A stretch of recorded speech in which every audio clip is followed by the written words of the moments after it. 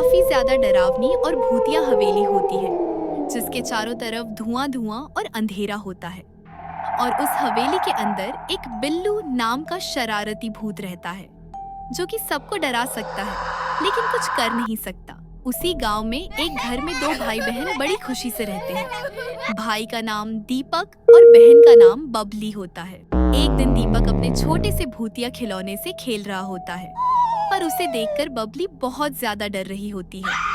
एक रात दीपक बबली को लेकर अपनी चाची के घर की तरफ जाने लगता है और तब बबली डर रही होती है। फिर दीपक बबली को लेकर जा रहा होता है और उसे रास्ते में वही पुरानी भूतिया हवेली दिखती है, तो दीपक उसे लेकर उस हवेली की तरफ जाने लगता है। फिर दीपक और बबली दोनों उस हवेली में पहुंच जाते हैं और फिर वे दोनों डरने लगते हैं और मायूस हो जाते हैं।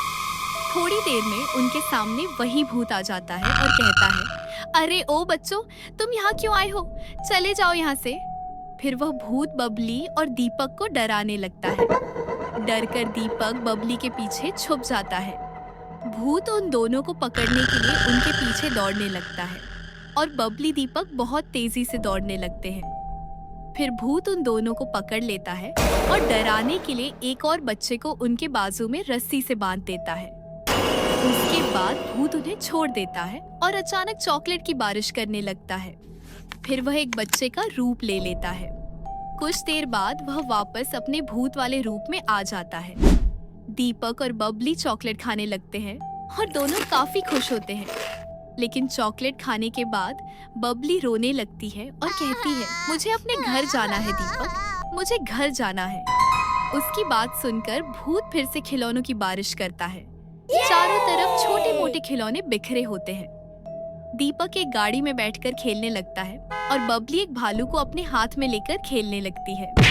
फिर भूत उन दोनों भाई बहन को हवा में उड़ाने लगता है और गीत गाने लगता है। उन्हें बहुत मजा आ रहा होता है। फिर भूत दीपक और बबली को लेकर अपने साथ उड़ाकर उनके घर की तरफ जाने लगता है और वह हंस रहा होता है। आखिरकार भूत दीपक और बबली के साथ उनके घर पहुंच जाता है। वह उनके साथ एक जादुई बॉल से खेलने लगता है और सब बहुत खुश होते हैं। फिर भूत दीपक और बबली के साथ बैठकर बड़े मजे से गाजर खाने लगता है और इधर उधर उड़ने लगता है।